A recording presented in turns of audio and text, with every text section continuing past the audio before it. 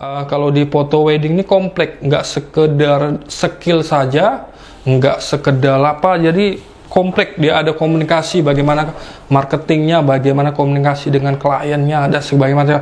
Ini kalau kita jabarkan sangat banyak.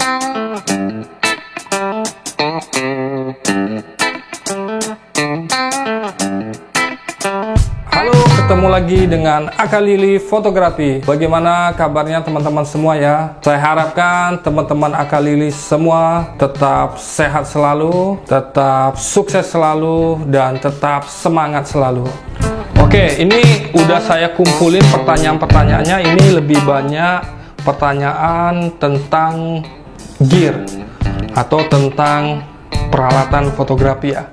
Bang, flash eksternal buat pemula kira-kira apa ya yang pas rekomendasinya? Ya sekarang tergantung budget lagi. Kalau kita mau budget yang murah-murah, saya pun masih pakai flash yang murah-murah aja. Dulu punya flash yang HSS udah rusak semua, jatuh-jatuh kan. Sekarang tinggal flash yang belum HSS dan flash-flash murah itu seperti Yongnuo 560 Mark III. Itu sudah lumayan kalau untuk foto-foto wedding udah bisa. Cuma kelemahannya belum HSS, jadi kita tidak bisa menggunakan speed di atas 250 ya. Nanti kalau kita paksa gunakan, hasilnya akan belang. Udah gitu ada lagi Evo yang murah-murah itu. Tapi kalau teman-teman punya budget yang ada budget yang lebih, belilah flash yang HSS. Itu banyak di online ya. Kalau di Yongnuo 568EX apa ya, yang pernah kami beli itu udah support HSS, udah bisa TTL. Ada lagi yang sekarang yang banyak dipakai itu merek Godok juga. Nah, kalau punya budget yang lebih lagi, beli yang flash yang sesuai dengan merek kamera Anda. Misalnya pakai Nikon, belilah flash yang SB, produk dari Nikon, tapi harganya lumayan, 3 jutaan ke atas ya. Kalau yang kameranya Canon bisa menggunakan flash produk dari Canon, itu hasilnya lebih bagus lagi. Oke, sekarang kita masuk pertanyaan yang berikutnya. Lensa yang ideal buat wedding fotografi apa? Lensa yang ideal adalah misalnya kita hanya mempunyai satu lensa. Nah, baru bisa beli satu lensa. Lensa apa? Kalau untuk wedding, jangan kalau kita punya satu lensa langsung beli yang 50 mm. Untuk wedding, ya sengsara kalian nanti motonya. Karena di situ di wedding ada namanya foto keluarga, ada foto bersama, dan sebagainya macam. Ngambil momen yang butuh yang lebar. Kalau kita cuma punya 50 mm, itu namanya nekat kalau kita untuk job di wedding. Kita punya baru bisa beli satu lensa. Lensa apa yang kita harus beli untuk foto wedding? Yaitu lensa yang focal length-nya bisa lebar, bisa zoom sedikit, atau biasa disebut dengan lensa standar, lensa wide standar seperti 1850 ya, 55 ya, atau lensa kit seperti 18105 atau lensa kit 18140. Itu lebih baik. Kalau kita punya satu lensa, harus mempunyai lensa yang itu.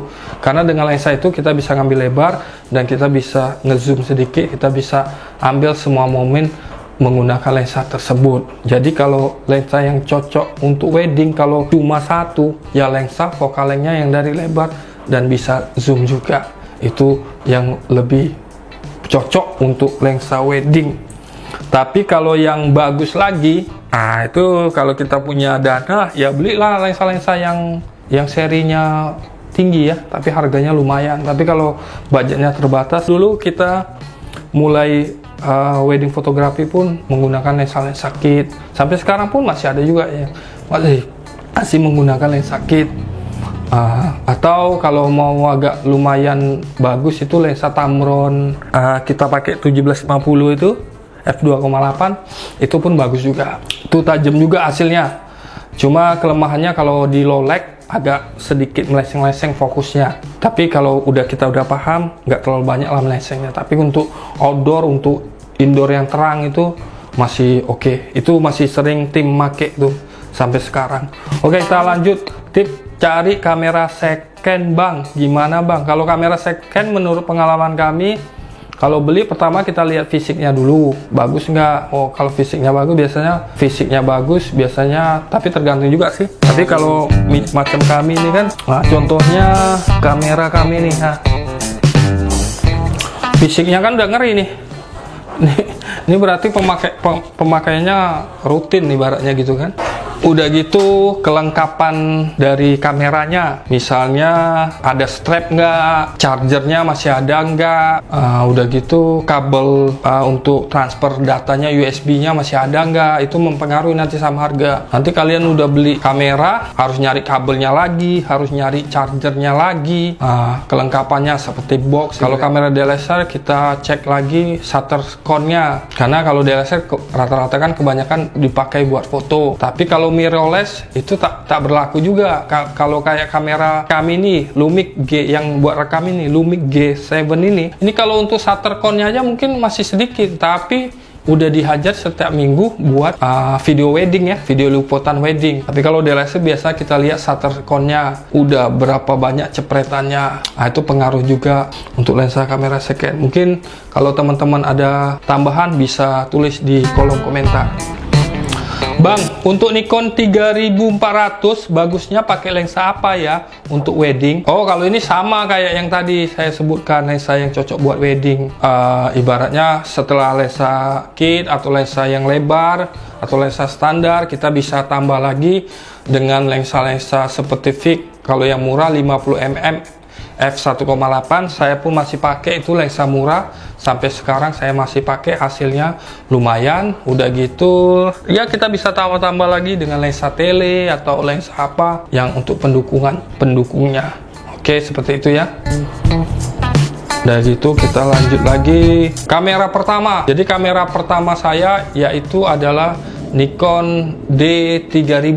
Udah pernah saya bahas juga di videonya, ada di atas ini linknya ya. Itu saya bahas tentang kamera pertama saya yang udah pensiun ya kameranya. Bisa lihat di video atas ini ya, peralatan foto wedding ya. Ini tadi pertanyaan dari Kuntet Motret. Oke, selanjutnya kita pertanyaan dari Iwana Priawan 99.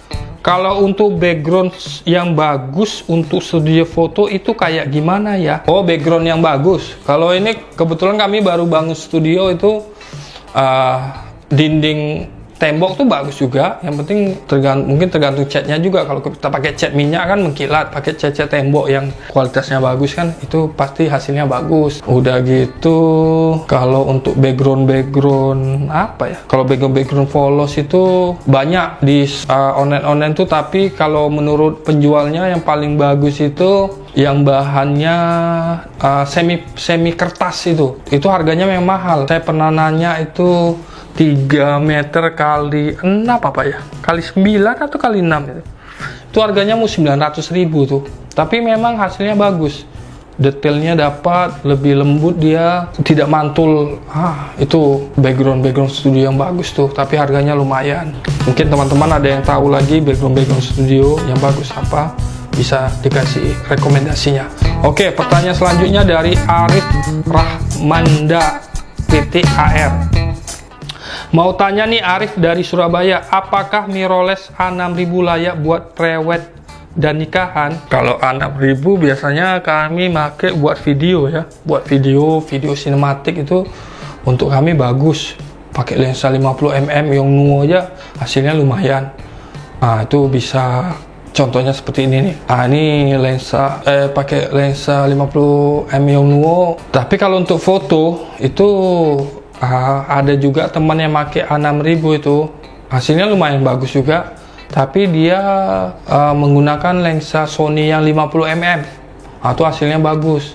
Tapi kalau dia menggunakan lensa kit yang standar bawaan A6000 itu ya standar lah hasilnya gitu kan, adalah ya lumayan tapi standar. Kalau menurut saya sih masih mending saya menggunakan lensa kit Nikon dengan kamera 7000 atau 7100. Kalau menurut saya ya, kalau untuk hasil fotonya malah lebih bagus ini kamera DSLR ini. Tapi kalau untuk video lebih bagus Sony A6000. Tapi kalau untuk A6000 ini kalau dipadukan dengan lensa Sony yang kelasnya agak di atas sedikit, itu hasilnya bagus. Oke.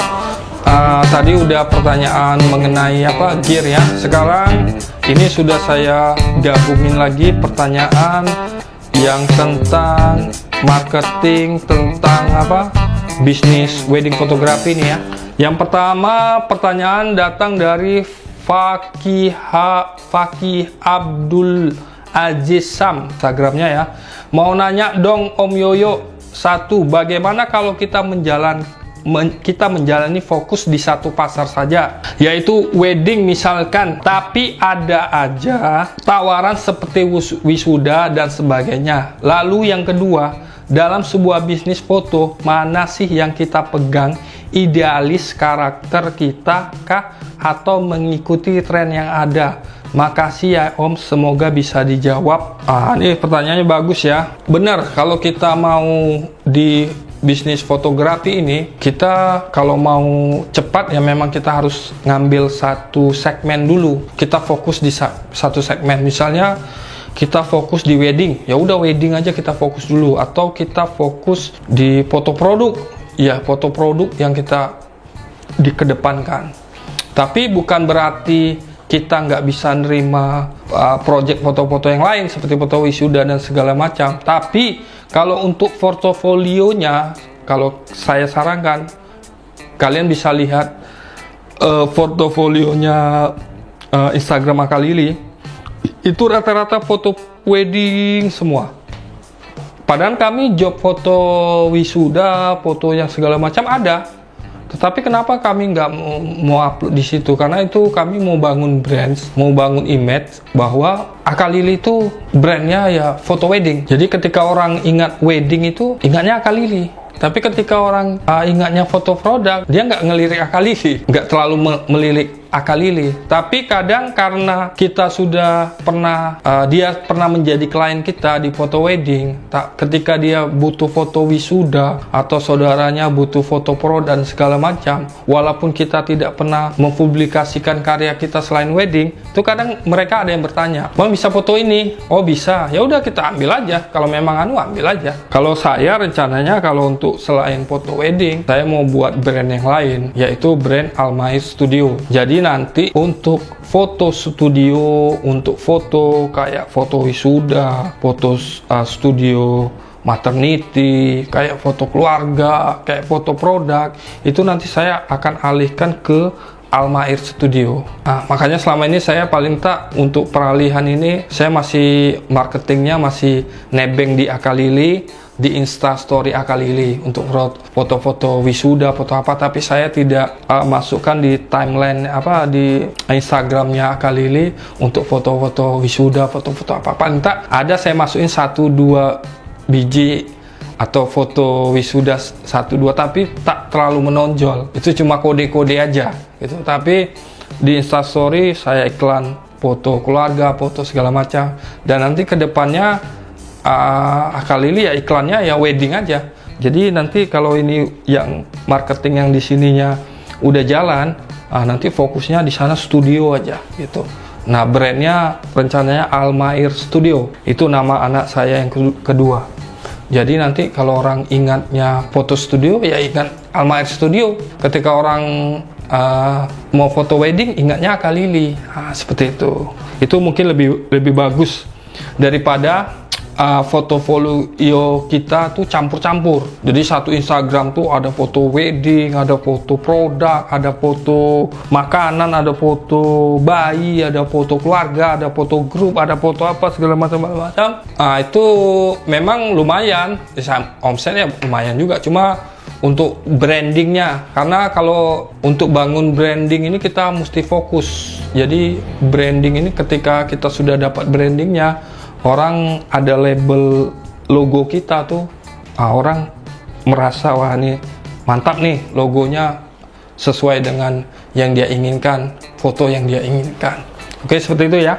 Itu kalau kita bangun branding. Jadi kita harus fokus dulu di satu bidang dulu. Ketika kita mau merambah ke bidang lain, carilah nama-nama branding yang lainnya, itu lebih baik. Yang kedua yaitu dalam sebuah bisnis foto, mana sih yang kita pegang, idealis karakter kita kah atau mengikut tren yang ada? Kalau saya sih, kalau kita mau bisnis, mau branding, kita harus punyain ciri khas. Misalnya ciri khasnya apa? Banyak fotografer luar punya foto yang ciri khasnya masing-masing. Ke hitam putih, ada yang ke... Pokoknya punya ciri sama seperti kita waktu kita mau branding usaha kita nih, mau foto apa. Nah, ketika kita, mau foto wedding. Nah, foto weddingnya mau seperti apa? Kalau Akalili ngambil konsep yang fotonya natural aja. Makanya kalau zaman sekarang ini orang pakai tuntun yang kekinian, pakai edit Lightroom yang kekinian. Kenapa kami nggak ngikut atau gimana? Sebenarnya kami ada juga 1-2 biji yang kami upload seperti warna-warna kekinian ini. Itu kami belajar juga, kami pingin tahu juga. Ketika ada klien yang pingin tune seperti itu, maka kami bisa. Tapi kami bangun brandingnya ini foto yang natural. Oke, kita masukin pertanyaan selanjutnya ya. Kamera pertama dari Far Slim. Kamera pertama kali, tadi udah ya, Nikon D3000. Dapat ilmu fotografi dari mana? Job foto pertama kali dapat honor berapa? Terima kasih. Kalau ilmu fotografi, waktu dulu di kuliah saya ikut unit kegiatan mahasiswa fotografi ya. Jadi saya ikut di sana. Tapi saya belajar masih sekilas di sana karena saya belum punya kamera SLR ya. Saya cuma pinjam dari teman. Di situ cuma belajar sedikit lah tentang speed, asa, sama diafragma. Tapi cuma pinjam kamera teman. Jadi belum terlalu paham banget. Paling tak kalau moto kamera pocket, kamera auto pocket zaman dulu, itu saya sering tuh saya punya kan. Jadi cuma auto aja, paling tak cuma main angle, belum variasi. Nah, ketika di Batam tahun 2009 kalau nggak salah saya beli Nikon D3000 itu peralihan antara dari manual ke digital ya. Waktu itu ada Nikon D60. Jadi saya belajar lah di situ. Pertama kali job wedding itu karena adik saya mau nikah, jadi saya hobi foto, saya beli kamera, fotoin nikahan adik saya. Nah, waktu itu saya belajar sama teman saya, namanya Amin, sekarang udah balik kampung dia. Waktu itu saya belajar foto wedding dengan flash eksternal. Waktu itu masih minjem juga. Kita menggunakan teknik bouncing ya. Jadi waktu itu pas di setel bouncing, setel manual. Pada siang hari kita foto pas. Wah, actingnya pas. Jadi belum diajari nanti kalau kurang cahaya ini. Ketika sore hari, ketika sudah sore hari kan cahaya mulai redup tuh. Kok hasil gambarnya kok jadi gelap? Saya ditinggalin waktu sama teman saya, tapi rumahnya dekat. Saya panggil lagi, saya telepon. Ini kok hasilnya gelap? Oh ya, itu harus dirubah lagi karena sudah malam kan. Datanglah dia ngasih tahu, kayak gini ya. Speed diafragmanya speednya harus dinaikkan, flashnya harus lebih dikencengkan lagi. Disitulah saya belajar. Udah gitu langsung selang berapa bulan saya langsung beranikan diri menerima job dari tetangga saya ya. Jadi ada tetangga lihat saya punya kamera, saya punya apa. Waktu itu kita jual harganya berapa ya zaman dulu tuh? 800 nah 700 ribu itu. Zaman 2000 berapa itu ya? 2010 tuh dapat satu album isi 120 lembar. Nah, itu harga pertama kali saya ngejob itu tetangga. Alhamdulillah waktu itu saya sudah paham lah segitiga exposure, intinya saya foto, hasilnya bisa lihat di Facebook saya, album tahun 2010 sudah saya upload itu. Itulah hasil pertama saya untuk foto wedding pada zaman itu. Oke, udah gitu 2016 saya pernah belajar juga di Bening School of Photography ya, BSP angkatan 39. Mungkin teman-teman yang BSP udah ada yang tahu saya. Di situ saya belajar lagi tentang lighting ya, tentang strobis, khususnya strobis low key dan high key. Nah, selama ini saya gunakan strobis itu belajar dari otodidak. Bedanya kalau kita belajar otodidak sama kita belajar ada yang ngajarin itu, bedanya di sini. Kalau kita belajar otodidak itu kita banyak kayak spekulasi, kayak perkiraan. Jadi kita belum tahu ilmu-ilmu pastinya. Lighting segini, cahaya segini kita harus menggunakan berapa, pastinya kita kebanyakan nebak-nebak. Pada saat itu saya sedikit banyak sudah paham tentang strobis, tapi saya belum paham detail cara kerjanya strobis itu. Nah, ketika diajarin sama Om Dodi Bening ya, BSP itu, di situ kita diajarin bagaimana kita men-setting kamera kita, men-setting lighting kita. Dalam sekali cepret, 2 kali cepret itu hasilnya udah bagus. Beda kalau kita belajar sendiri, mungkin sampai 10 kali cepret, setel sana, setel sini, karena kita belum tahu urutan kita men-setting dari mana dulu, apa yang harus kita setting dulu, lightingnya gimana, itu kita belum pelajari secara detail. Itu juga di kursus saya, itulah yang saya ajarkan juga apa yang diajarkan oleh Mas Dodi Bening. Tapi jangan takut teman-teman, kalau bagi yang belum bisa kursus, bisa tetap stay tune di channel Akalili, karena saya akan tetap bagi-bagi tipsnya atau bagi-bagi tekniknya di channel Akalili. Sabar aja ya, nanti mungkin nanti kita akan bahas tentang flash. Kita ya pelan-pelan kita bahasnya sampai nanti teman-teman bisa paham sendiri bagaimana kita menggunakan teknik strobis tersebut. Sekarang datang dari Potret. Halo Kak, mau tanya nih, saya sebagai FG pemula, bagaimana cara untuk memanage tim kita untuk mendapat job-job kelas menengah ke atas? Bagian apa saja sih yang harus ada dalam tim? Misalnya marketing, terus admin, editing, kasih wawasan tentang pengalamannya Akalili dong. Hehe, thanks, semoga sukses dan berkah ilmunya. Amin. Ini pertanyaan sebagai FG pemula ya. Kalau FG pemula biasanya marketing, editing, admin, semuanya biasanya dilakuin sendiri. Sama seperti saya. Kalau sekarang saya udah ada tim marketingnya, ada tim editor video sendiri, ada fotografer, tim fotografernya ada juga, tim videografernya ada juga. Nah, pada saat kita baru pemula, semua itu kita lakukan sendiri. Dari marketingnya, caranya gimana? Ya, kalau untuk pemula, buatlah portofolio yang bagus. Maksudnya buat portofolio yang bagus, ya ketika kita baru pemula bergelut di bidang ini, berarti kan ibaratnya kita baru mulai nih, portofolio kita masih sedikit. Nah, ketika kita dapat job, untuk mungkin dapat harga masih standar, tidak masalah. Kita maksimalin hasilnya. Apapun hasilnya kita maksimalin, kita upload ke media sosial. Nanti lama-lama Anda akan mendapatkan portofolio yang bagus. Nanti pada saatnya setiap job itu pasti portofolio kalian bagus. Minimal kita rajin upload di media sosial. Seminggu tuh minimal kalau bisa 1 hari sekali kita upload. Seperti Akalili, saya dari zaman dulu sampai sekarang kalau ngupload video itu rutin terus, setiap hari pasti ngupload video. Tapi kadang ada juga lewat-lewat, tapi jangan nguploadnya itu sekaligus banyak, kecuali kita banyak portofolio ya. Nggak apa-apa sekali ngupload 5 foto, karena kita masih banyak portofolio yang lain. Karena job kita minggu itu banyak kan, karena kita banyak tim. Tapi kalau kita sendiri, 1 minggu itu baru dapat 1 job. Caranya gimana? Uploadlah 1 foto, per foto. Jadi 1 hari 1 foto. Sabar aja, jangan nafsu. Besoknya upload lagi. Sampai kita mendapatkan portofolio yang bagus. Nanti pelan-pelan harga kita naik, pelan-pelan kita bangun. Yang penting bangun branding. Misalnya branding kita kelas menengah ya, menengah ke atas sedikit lah, nggak menengah atas sekali. Itu nanti ketika target pasar kita tercapai itu orang yang datang kita tuh memang udah tahu harga kita berapa, jadi dia tidak menawar secara pasti dia udah paham itu, oh harganya Akalili segini, oh iyalah sesuai lah dengan kelasnya gitu kan. Jadi dia nggak terlalu banyak nawar gitu.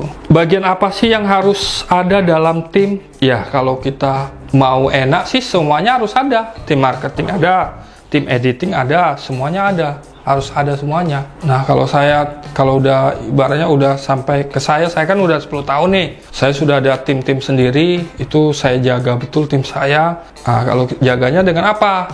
Honor, hasil dari mereka itu jangan ditahan-tahan, langsung kita bayarkan supaya rezekinya lancar. Kalau kita nahan-nahan hak orang, itu biasanya rezeki kita jadi seret. Jadi usahakan ketika kita bisa manage keuangan untuk anggota kita, jangan sampai anggota kita sudah selesai moto, sudah selesai editing dan segala macam, uang masih kita tahan-tahan.